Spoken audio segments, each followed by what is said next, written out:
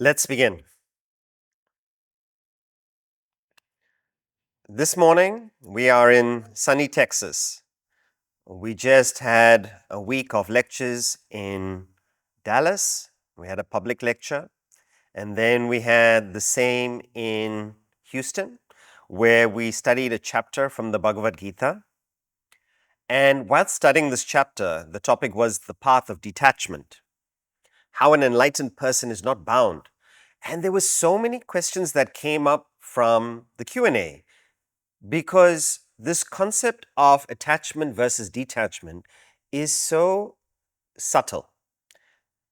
And the difficult part that people were having is that we don't know love without attachment. We can't conceive it.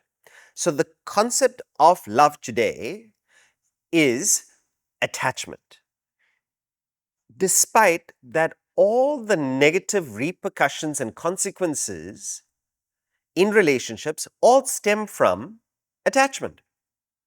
And yet, people are not looking to change or refine the way they love.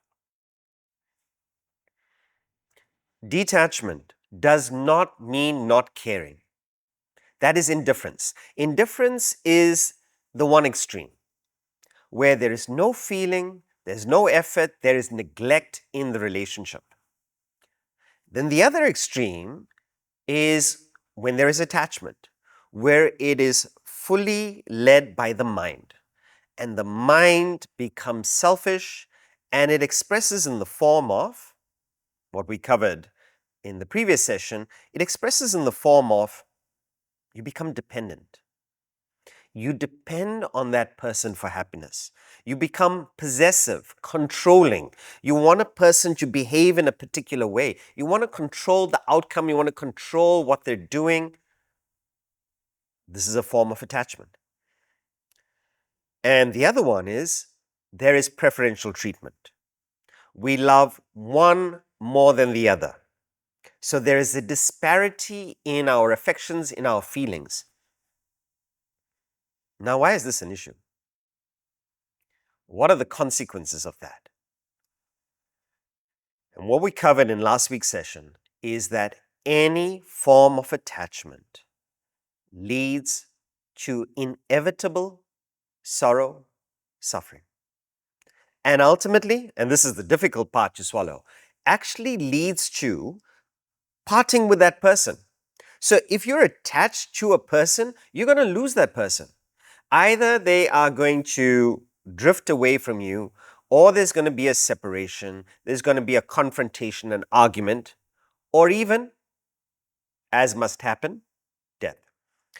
And when that happens, no doubt, there's suffering. We can understand the parting of it.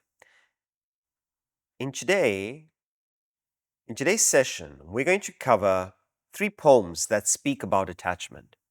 And I'll also share a few stories that we've picked up through our various travels, where it is not just that you suffer in the parting, in the loss of the person or object you're attached to, but you suffer throughout it.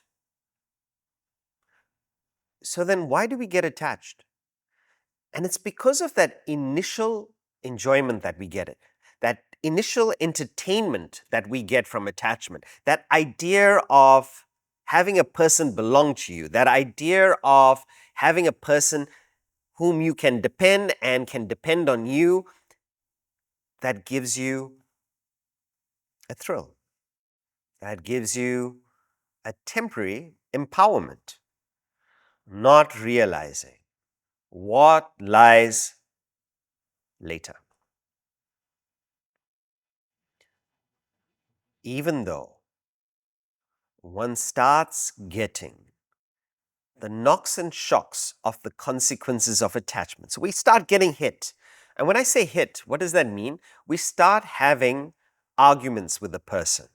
We start having nasty conversations when we're attached. We're seeing it. Our children are not responding the way we would like them to. They're pushing back, and sometimes your partner is abrupt with you, or you're abrupt with the partner. And we don't realize that is suffering. That is not ideal. Why is it that that's come to be taken as normal? In a session, whether it's a public lecture or a class like this, anytime there is a joke on marriage, it's going to hit home.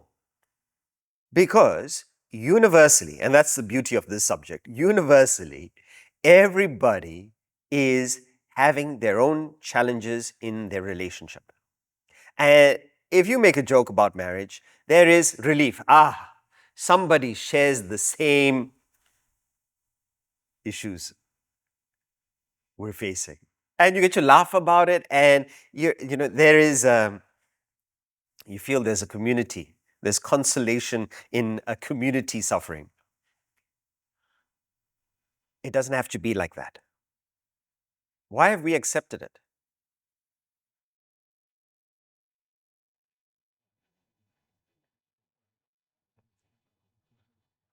How is it that we've accepted talking badly to each other? How is it that we've accepted missing, longing?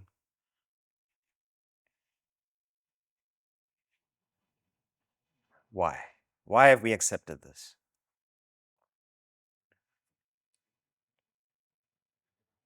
We take too many things for granted. We take it for granted. So that's the why. Or rather, I believe that maybe it's because we like to put ourselves down and feel like a victim, and we feel empowered when we are in a group and expressing ourselves like that. okay, Because I have also noticed that it's not only about relationship, about ourselves. Sometimes we mock ourselves.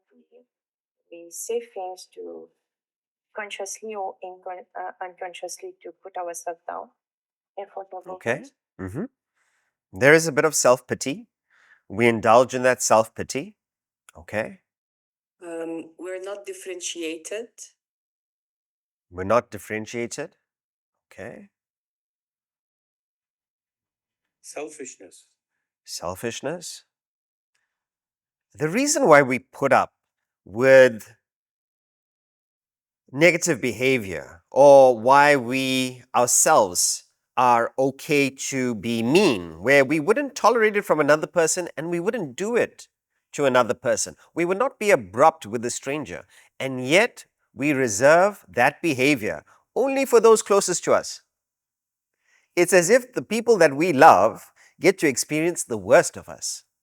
And the reason why we think it's okay, the other person thinks it's okay, whoever's attached to who, is because, simply put, we get acclimatized to sorrow and suffering. Acclimatization is when you just get used to it.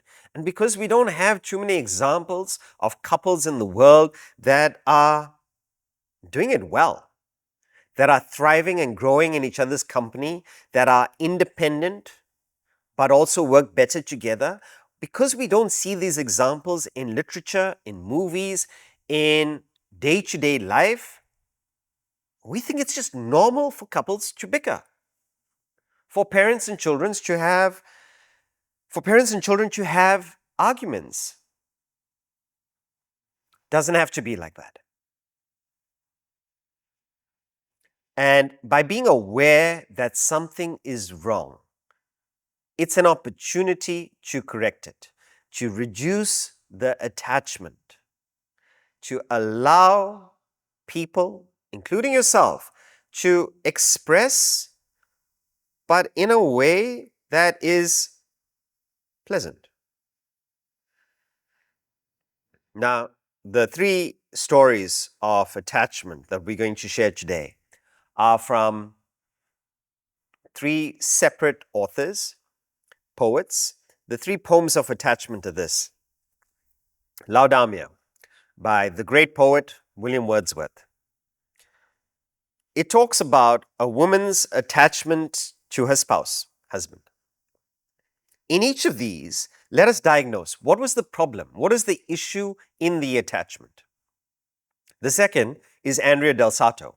It's a man's attachment to his wife, in fact, infatuation, by Robert Browning. And the last one, another masterpiece by Matthew Arnold. It's taken by a larger epic, a Persian epic, written by the great writer Ferdowsi. And Matthew Arnold has adapted the story about a son and a father, Sorab and Rustam. So the attachment of child to parent, but also parent to child. In all three, the outcome is loss of the person you're attached to. Suffering, sorrow. So the outcome exactly on point with the theme that we've been highlighting. But when we go through each poem, and I share the story with you, let us assess what was the issue in that person's love. So we begin. The first poem is Laodamia. Laodamia is about a Greek lady whose husband, Protesilos, goes to fight in the Trojan War. And the Greek armada is sailing. Her husband is one brave soldier in the armada, but there was an oracle, the Delphic oracle, who prophesied that the first Greek soldier that would land on Trojan soil would be killed. And this was the prophecy. So you can imagine there was a hesitation amongst all the Greek army who's going to reach the shore first and who's going to be the first soldier to touch the soil. Now, if you think about it, as a prophecy, it's not a great prophecy. Probability wise, naturally, the first person to reach enemy shore is going to die. Anyway, they were victimized by this prophecy. And all of the Greek army were fearful who's going to die first. Protesilos, being brave and wanting to spare the Greek army this indignity of the Trojans thinking them fearful, he offered and he jumped first onto the soil. And he was slain by the Trojan prince Hector. Now this is the story. Laodamia lost her valiant husband. And she's praying and praying to Jove, the Greek god, praying for, return my husband to me, return my husband to me. And so sincere are her prayers, Jove acquiesced. He accepted. And he sends Protesilos down from the heavens. And she sees him coming down. But is this the husband? Is this a spirit? She's not quite sure. And he's being escorted by the heavenly Greek courier service, Mercury. And Mercury brings Protesilos down and reassures her. This is not an illusion, but because of your prayers, because of your fidelity, Jove is giving you 3 hours with your husband. But it's temporary. And Jove doesn't mean to trick you. He's rewarding you for your devotion. You have 3 hours with your husband. And the first thing Laodamia wants to do is she wants to grab the husband. And as she grabs him, like smoke, the apparition of Protesilos parts and comes back. So it's not him, it's just a form of him, but he's speaking to her. And what he says to her is a masterpiece in literature, but also in Vedanta, because it explains what detachment is. Detachment is neither indifference nor is it attachment. It is loving without the selfishness, governing the emotion, giving it a direction, making sure that the grief that you experience is not disproportionate. The love must be governable. This is the middle path. This is the path of detachment. And this is what Protesilos, in those 3 hours, tries to explain to his grief-stricken wife. And he says, Laudamia, the gods have rewarded you and they've given you this presence. And I want to tell you that it's okay. I opted to do this. And she feels consoled. And I did not neglect you. I thought about you. I remembered all the great times we spent together, but I felt this was a higher cause. To spare the Greek army this indignity, I valiantly jumped. And he starts talking to her. But what is her reaction? She wants to hold him. She wants to kiss him. Jove is watching this. Now, Jove is watching this from the heavens and he's like, this lady, I can't believe her. I'm giving her time with the husband. She is talking about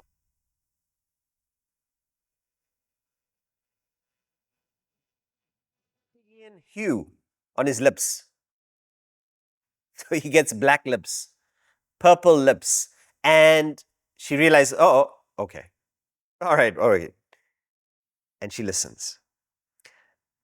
And to share a little bit from the poem, it's a longish poem, but like a good sports match, here are the highlights. So the highlights are, the first one is, Protesilos says to her, what kind of love should we have? And he talks about the love that is in heaven. So no doubt in earth, we all love with attachment, but in heaven, how can we love? And he says, calm pleasures there abide, majestic pains. Be taught, O faithful consort, so this is Protesilos to his wife, to control rebellious passion. For the gods approve the depth and not the tumult of the soul. A fervent, not ungovernable love. Love is to have passion, is to have sentiment, is to have emotion, to feel. But when it becomes tumultuous, when it causes you or the other person suffering, when it is ungovernable, it becomes passionate, it becomes sentimental, it becomes emotional. So to have emotion, sentiment, passion, virtuous. But when it overtakes you, where it incapacitates you to function, you're not able to conduct yourself in day-to-day life. You are struck by grief. You cannot be normal for perhaps years at a time. Or, as is the case with Laudamia, she's not able to move on. She's not able to accept. She's not able to even appreciate now this time with the husband. This is ungovernable grief, loss, because of the attachment. A fervent, not ungovernable love. So, love, beautiful. But when it's ungoverned, attachment. And then he continues. And remember, he's got 3 hours. So it's a long discussion where he's talking about how majestic a beautiful relationship is. It's not the relationship that we see or that we experience, the relationship of Hollywood, Bollywood. It's high and then it's low and then it's up and then it's down and it's break up and then it's get back together. It's a calm love. Not a boring love. It's fervent, but not ungovernable. And he says, he spake of love. Love as spirits feel, in worlds whose course is equable and pure. No fears to beat away, no strife to heal, the past unsighed for and the future seen. So imagine a relationship where there is no insecurity. There is no dependence. It's equable and pure means that it doesn't just stay transfixed to that person. We're taught to expand our circle of love, where perhaps we just have love for ourselves at the moment. Maybe not even that. But starting with yourself, you start moving to another person and you learn how to expand your circle of identification, of feeling. But the spirits don't allow the love to be confined there. The angels above, what they do is they allow the love to spread, equable and pure, so that you become an instrument of love. And no doubt your family gets it first because they're the closest to you. But it doesn't stop with the boundary of your family. It keeps moving. It keeps moving perhaps to the community, to the extended family. And this is what it means, equable and pure. Now, why does he say pure? So love is impure if it's preferential. Because it's preferential because you love that person not for who they are. If you're able to love the person for who they are, you'll be able to see and identify and love every person per se.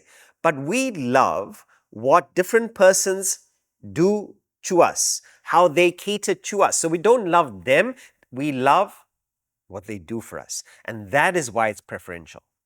But if we can remove what we receive from the equation and love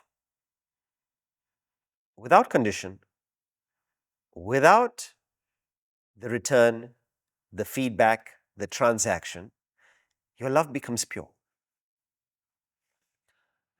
Not easy. Yes, it's not easy, but at least we can try. So at least we can try stretching our love. All right, so we start from our family. We've experienced that. We experienced how from being self-involved, we got into a relationship and we realized, and I think that was one of the greatest lessons I've received from marriage, is it gave me a mirror about how selfish I was and what it means to accommodate another person and their feelings into your life. But I took the lessons from it. I didn't make it specific about that person in order to keep the relationship going. I learned how to see a person, how to understand a person, how to emote, how to empathize. And when you learn those lessons, it doesn't get restricted just to your partner. And then no doubt you have children, and each of the children are different, and they need their own customization and application. But hopefully, if we've picked up these skills from a partner, we can extend it to the kids. Now, if you picked it up from family, you can extend it to your employees, your colleagues. You can extend it to the larger community. You can extend it to all human beings. Why stop there? All beings. This is the idea of love. In fact, this is the purpose of love. So, there are 4 stages of life. They are called the 4 ashramas. And in Indian thought, the first is when you're a student. It's called the stage of brahmacharya. Brahmacharya literally means celibate, in the sense that you are not married, you're living a single life, and this is the first stage. So, really, it's about yourself at this stage. As we graduate, we move to the next stage of life.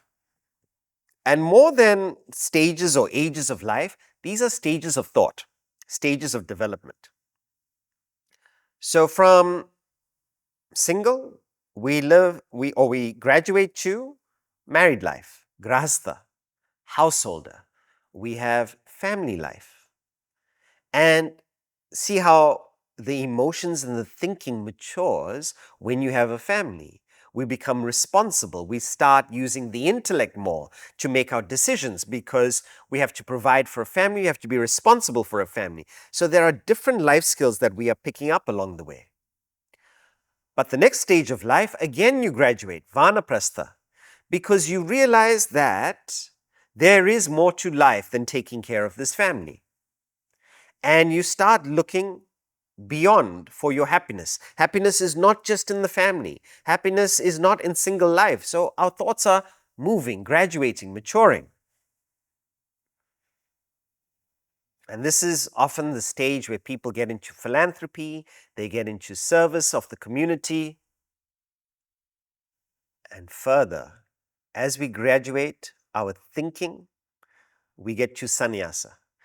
A sannyasi, or a person in this stage of life, is looking for the truth beyond the world. They've understood that this world per se does not have the bliss that we're all searching for. So therefore, what do we need to do? We have to go within. We've got to look for the spirit, the self. And this is the renunciate. So the grahastha, the second stage, has a role to play. It expands our emotions, and that's the beauty of family. But if you allow that circle to be closed off, we don't grow, we don't move in life. We've got to allow that love to keep expanding, equable and pure, to larger and larger circles. Now, which circle are you? Are you the smaller circle, just thinking about yourself? And suppose you get into family life. How do we purify ourselves? By thinking and working for the family. But don't allow that boundary or that outer circle to be a wall. Let it be permeable. And keep stretching that boundary more and more. So, no doubt, we've got to start from where we are. We can't go from oneself to working for all humanity. But keep that circle expanding, keep that love pervading. So, this is the story of Laodamia. And the last two sections, just to complete the story of Laodamia, he says, "And thou, though strong in love, art all too weak in reason. In self-government, too slow." So he's telling her, you are all emotion and it's positive, but you're missing the intellect to give it a direction, to give it a purpose, to give it regulation. So the love not regulated is what causes the trouble in the relationship. The intellect is there to regulate it and execute it in the best interest of you and the other person. That is what's missing. And he calls that self-government. So what is self-government? It is the intellect governing your mind. Then you are self-governed. And the last part, he captures the theme of this poem. Be thy affections raised and solemnized. Learn by a mortal yearning to ascend. So take that love you have for me, Laodamia, and raise it to the heavens. Let it spread further and further. Exactly what we've been talking about. Give your love a higher object. Don't let it stagnate with me. Let it go further. Love was given, encouraged, sanctioned, chiefly for that end. For this, the passion to excess was driven, that self might be annulled, her bondage proved the fetters of a dream opposed to love. So if your love gets stuck, if it stagnates on your child or on that person, you become dependent, possessive on them, all your happiness remains there. Stagnation in emotion, in love, is death. Love is meant to help you rise. So therefore, do not fall in love. Rise in love. That is the purpose of love. Not to cripple you, not to strike you down, but to help you rise. So, in Laodamia, her problem with love is that it wasn't governed. She became completely dependent on Protesilas.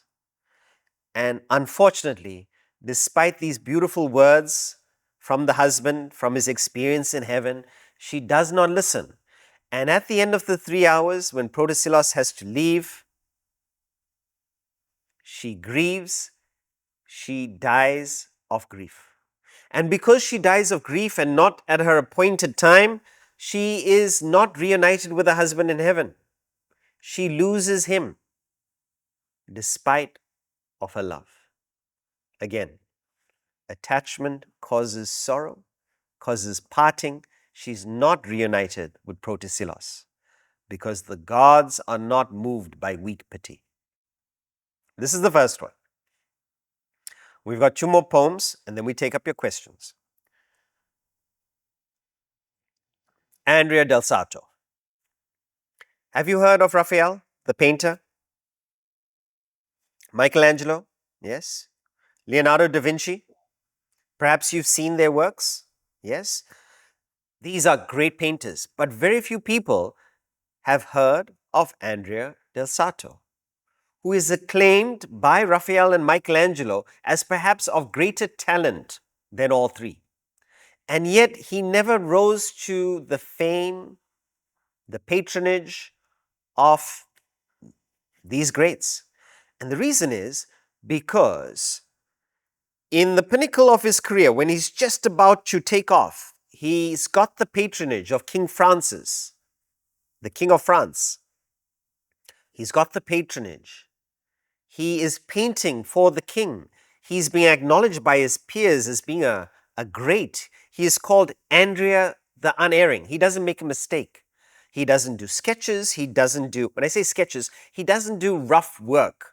He starts and immediately it's perfect because it's all so clear in his head. He's a prodigy.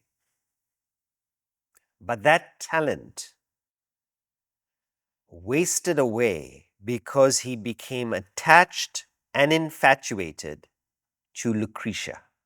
Now, Lucretia was the wife of somebody else, the wife of a hatter. And he got into a relationship with her. The husband died.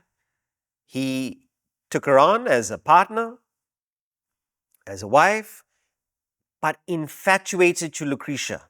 And whilst he's there serving the King of France, everybody admiring his work, Lucretia says, I'm missing you in Italy. Come back home. So he appeals to the King of France, and the King of France lets him go. He says, please return to Italy, and gives him some money to purchase some works of art.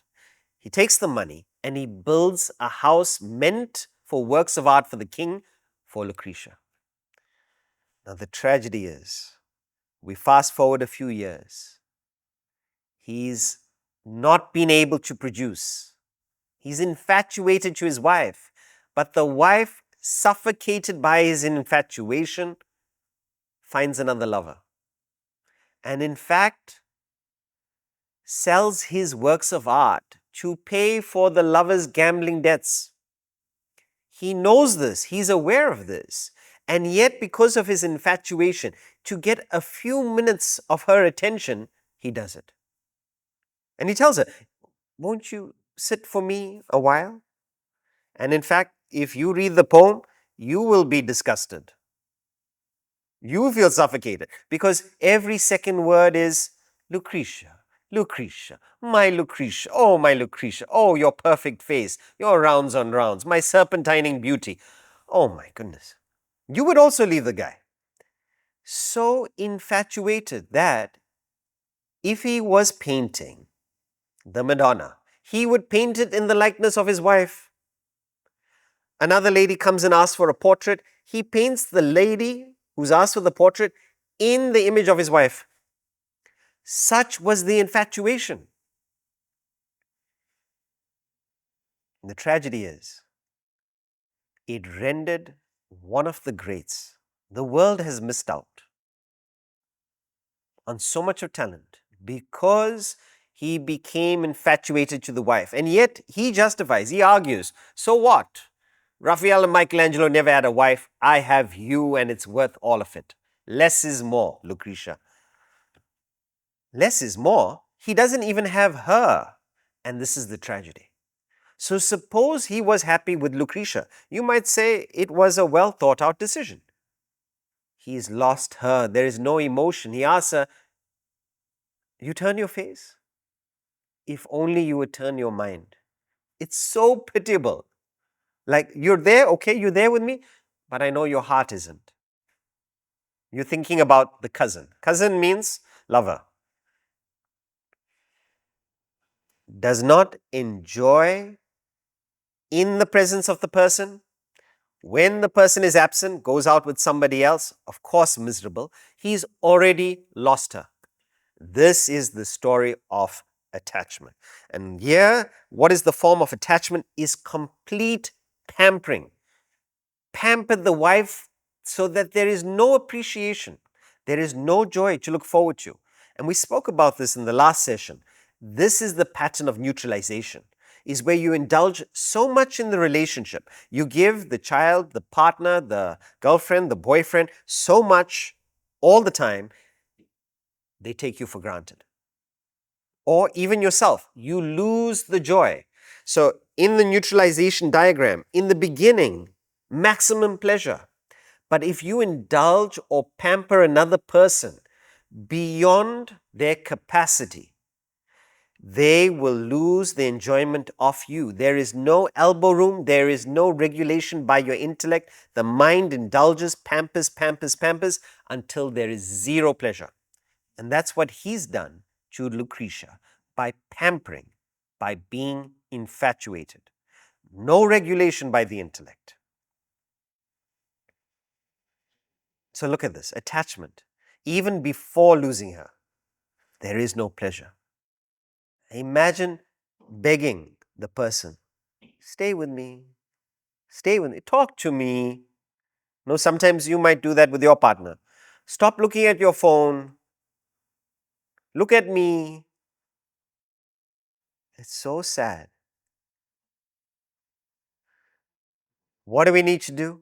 Bring in the intellect into the relationship. A few highlights from this poem. He says, so free we seem, so fettered fast we are. So he thinks that he's doing the right thing, that in freedom he's loving his wife, but look how bound he's become. He lost the patronage of a king, he lost his talent, he lost his place with Raphael, Michelangelo, Leonardo da Vinci. And he has all the talent, and he makes an observation in the next slide. I do what many dream of all their lives. So he's got the talent. And the weight of the talent is not just dream, they strive to do and agonize to do and fail in doing. So he's got all this talent. People would strive to be like him. He can do it straight away. And he makes quite a insightful observation. He says, in this world, who can do a thing will not, and who would do it cannot, I perceive. Yet the will somewhat too, the power, and thus we half men struggle. So those who are competent don't want to do it, and those who are not competent want to do it, and this is the problem. In fact, in terms of leadership, the people who are competent to lead don't necessarily want to lead. And those who are leading may not have the competence for it. And this is where the idea of skill and the inclination is missing. Now, if you can get both of them to come together, where you have a person using their skill and competence in a way that is productive, that is fruitful, what a blessing. They say one of the most skillful tennis players is Nick Kyrgios. The shots that he's able to play, incredible. He's a tennis player, but just doesn't have the work ethic, doesn't have the interest, doesn't have the inclination, but he's got so much talent.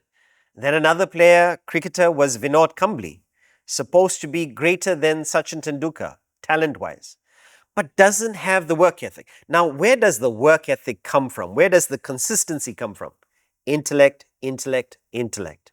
To be great, to not be sidetracked by a relationship, to not get infatuated, distracted, we need the intellect.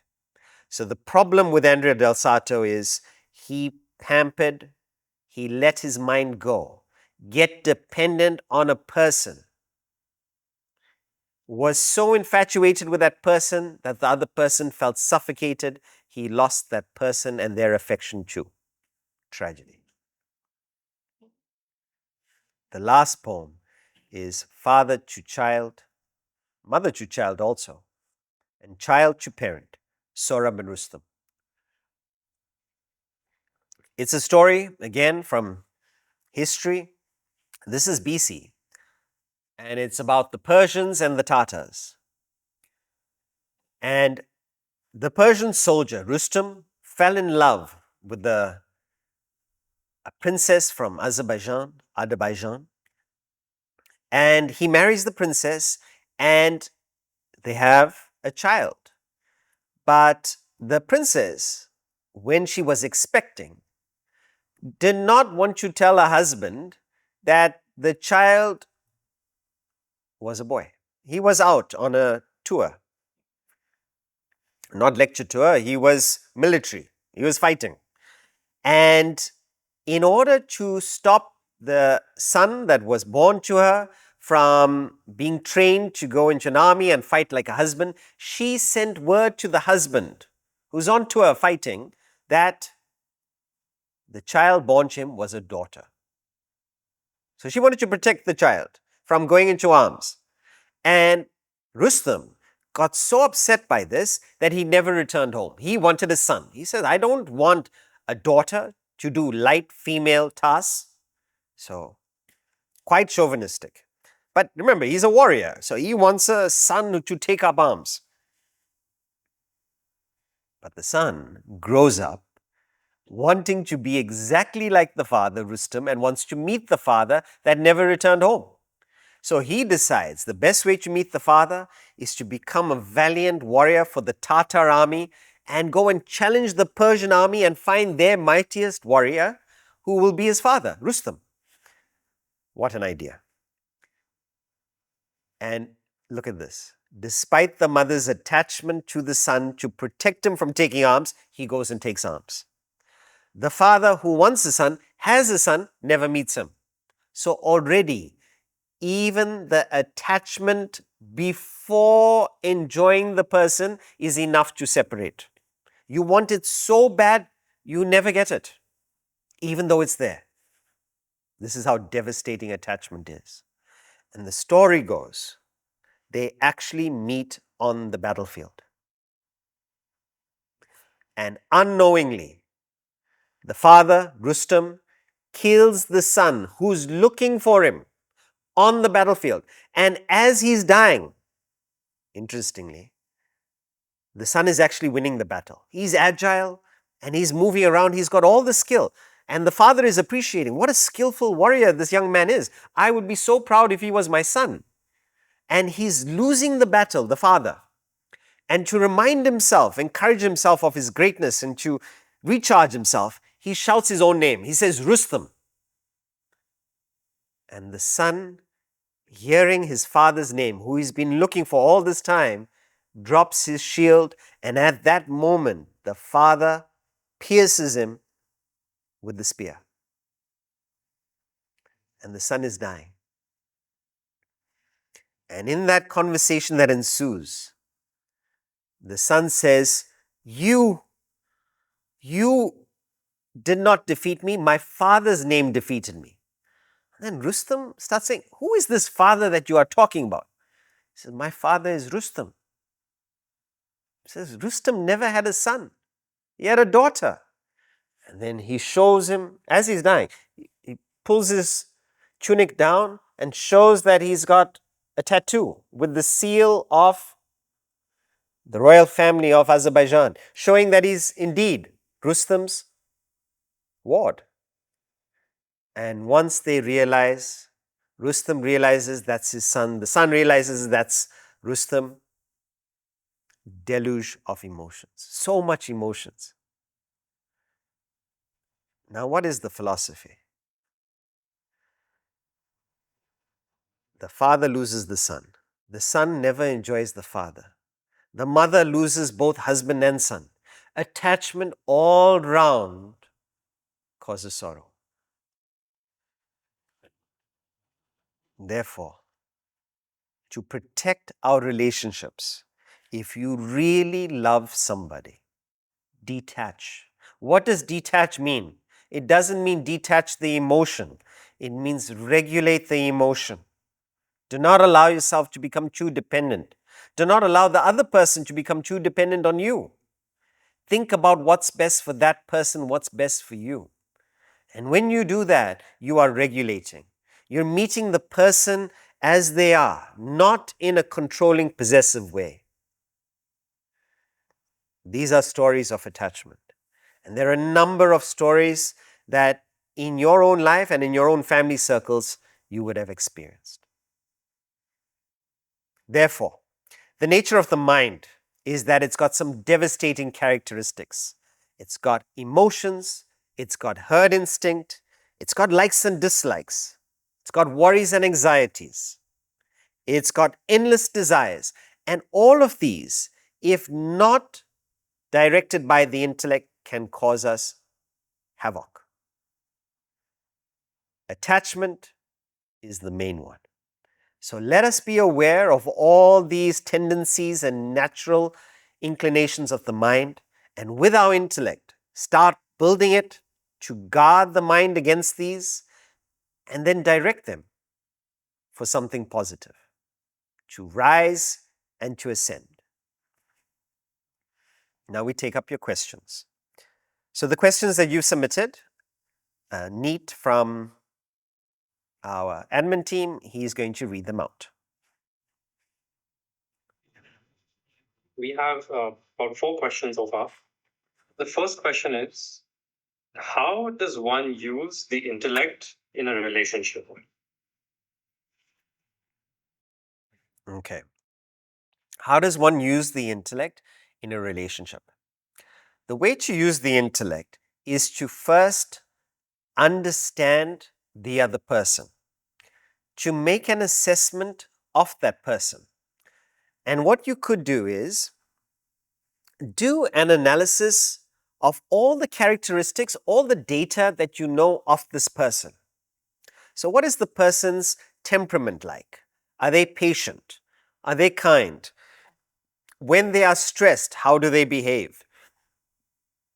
What is their nature perhaps on a sports field? What is their nature at work? What is their nature at home? How do they behave in a conversation? In fact, we already have so much of data about the people in our relationship, but we don't assess it. We don't use it as an analysis. Now, the idea of putting down this exercise is not to judge the other person, but to assess and understand and then know what to expect from their behavior and relate accordingly. If we don't do this, the mind relates to that person with how we would like them to be. Attachment. We want them to behave like this, even though it's not their nature. So, if we do this analysis with our intellect, when the mind starts expecting something that's not according to your assessment or analysis, the intellect kicks in and says, "Hey, mind, relax. You're expecting something from your husband that is not in their nature. You're going to be disappointed." So, the intellect can help by seeing the person as they are and relating accordingly.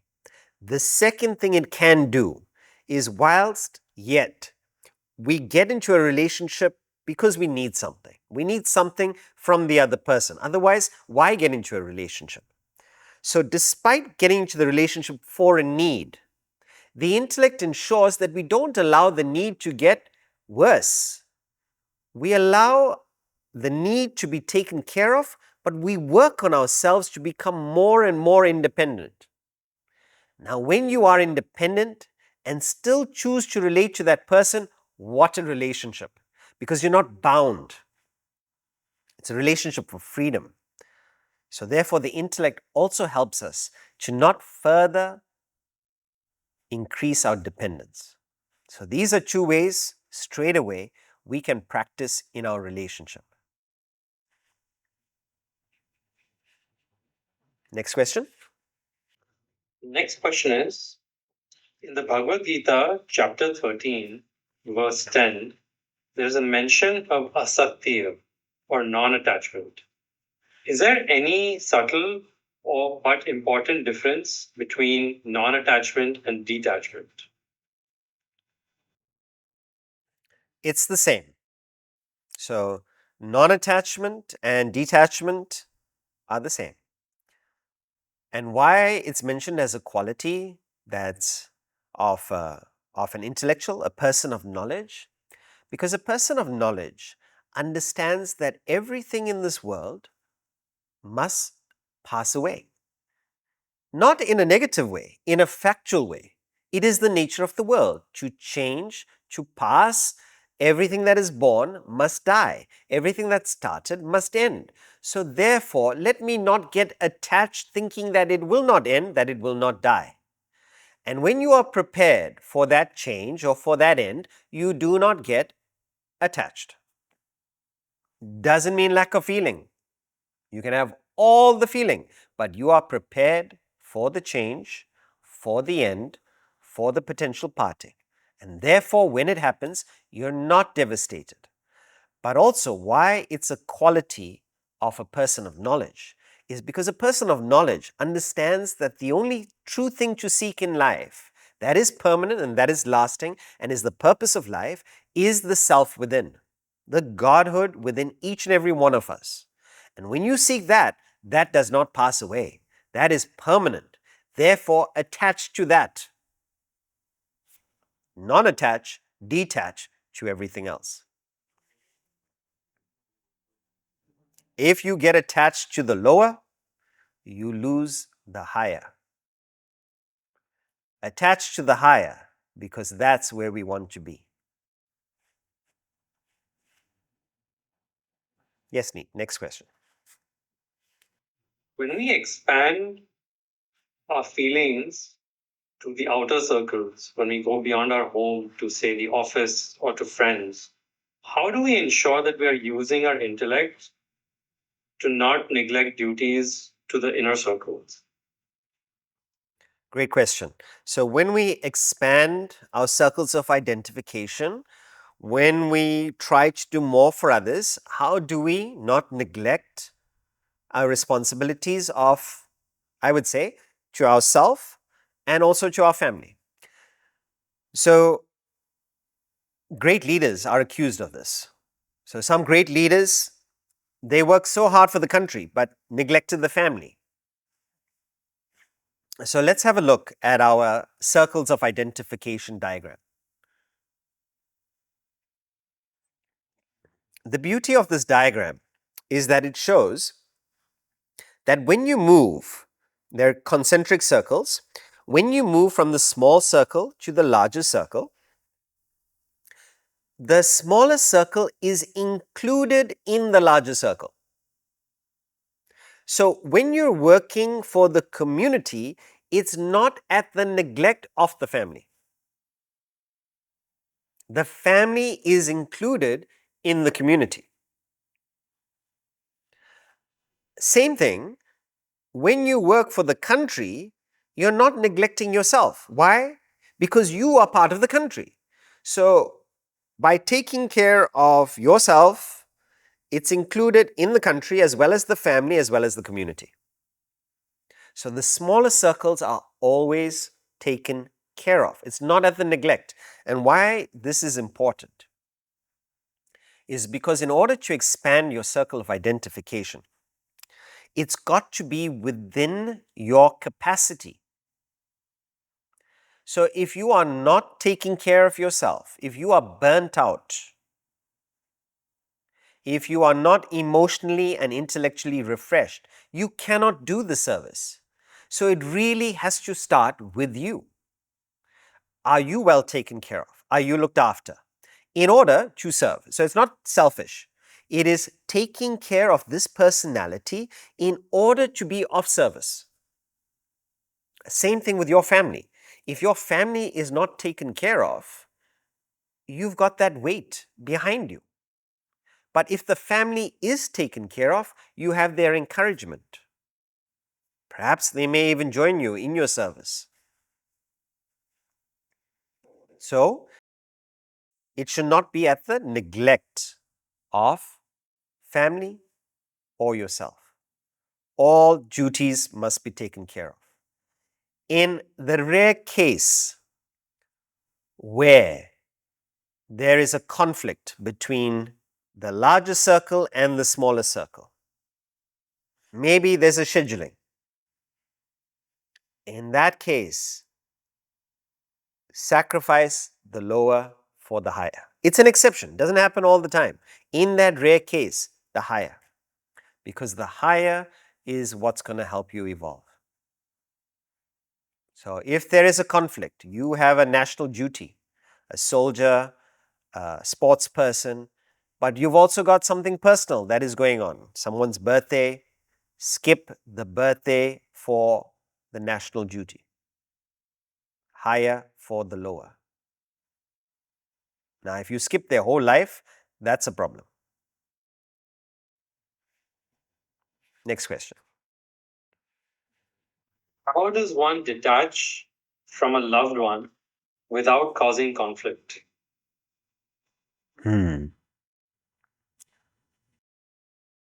So, if a person is attached to you, you have to tread very carefully. The detachment is from internal. So, it is your internal detachment. It does not mean a switching off of feeling, a switching off of affection for the other person. So, for that other person, if they see that you are switching off your feeling or their behavior, they are going to feel it. They are going to be upset. They're used to a particular attention, a particular reaction from you. So, you've got to do it very gradually. You've been catering and catering to that person, they're used to it. So, when they start seeing that, oh, they're not catering to me all the time, because you've realized that it's not helping them. It's making them dependent on you. So you're slowly, you can't do it abruptly. You'll lose the relationship. You got to do it gently. If you do it too abruptly, the person will feel that you don't love them anymore. And they will look to what is causing this change in the relationship. And you know who they will blame? Sudhakar at Sunday Wisdom Sessions. This Vedanta is not good for you. I don't want you watching Sunday Wisdom Sessions anymore.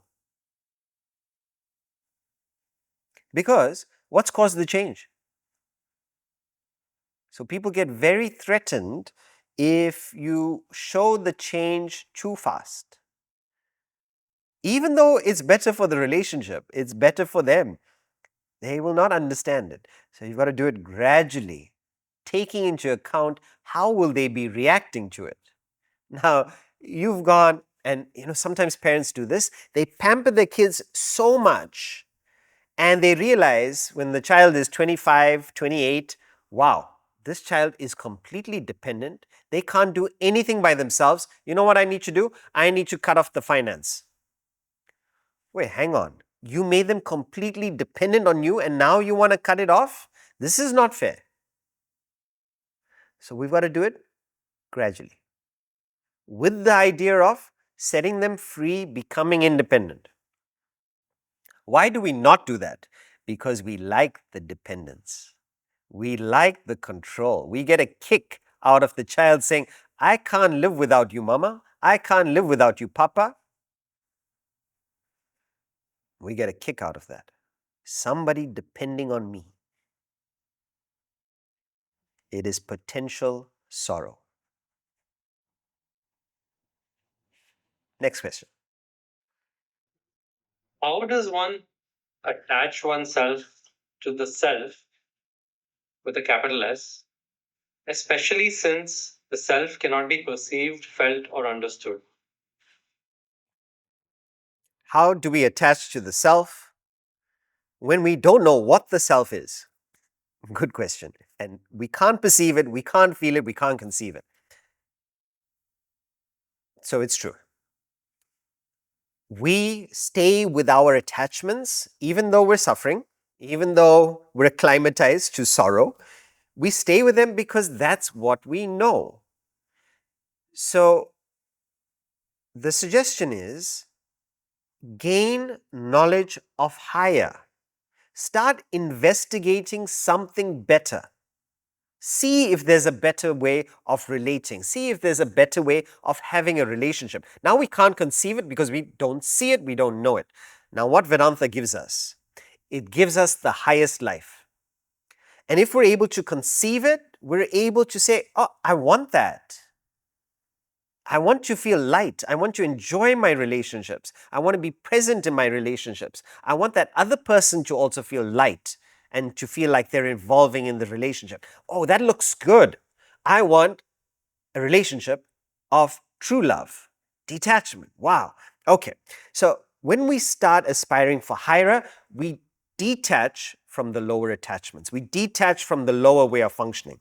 Now, when it comes to the self, God, we need to gain more knowledge, more literature of the self to want to aspire to it. So, no doubt, we can't conceive of God's self directly, but we can conceive of an idea, concept of God. And that idea or concept of God can be used as a peg to say, I want that, and that is enough to pull you all the way up. So, if we have an idea of self-realization being all blissful, light, productive, best version of life, if we have this idea, that idea is enough to help us detach from the lower. So, the advice is, or the suggestion, gain knowledge of the self. Study Vedanta. Half an hour, 1 hour. Make it a daily practice. Because if we're not gaining knowledge of the higher, we're not going to drop our attachments that are entertaining us. Keep gaining microdoses of higher knowledge. And that's what we're doing in the Sunday Wisdom sessions.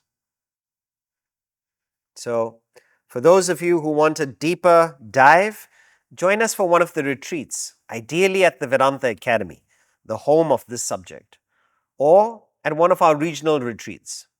For those of you in Europe, come join us. We have our upcoming retreat in Prague. It's from the 22nd to the 24th of May. And it's an intensive weekend of lectures, group discussions with like-minded people. Come join us for that weekend. It's just outside the city in a nice outdoor green venue, so we feel a little bit removed from the city's distractions. And then, of course, there are the Sunday Wisdom sessions. For those of you who are joining live, they're also available as recordings, so you can have a look at that and access them from the website. So thank you everybody for joining us for this essential session about attachment and detachment. And hopefully these few case studies or stories that we discussed from literature would provoke us to think, in our current relationships, where are we expressing attachment? And how can we move those slowly to detachment for the longevity and peace of the relationship?